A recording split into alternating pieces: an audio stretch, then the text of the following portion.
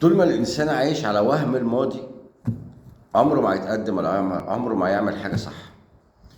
طول ما أنا عايش على أمجاد أجدادي، أنا كنت ابن مش عارف إيه، أنا كنت سيد الأرض، أنا كنت بأكل الناس، أنا كنت. طب أنت دلوقتي شحات ومفلس، اجتهد واعمل عشان ترجع زي ما كنت.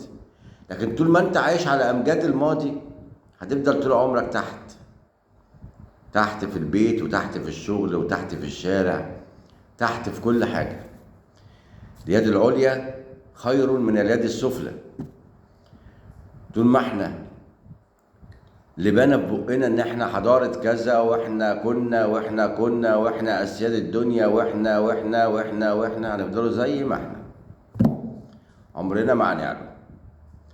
العلو عايز اجتهاد وشغل والبعد عن الهيافات اللي احنا بقينا عايشين فيها.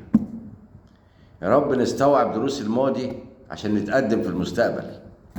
يتوب علينا ربنا.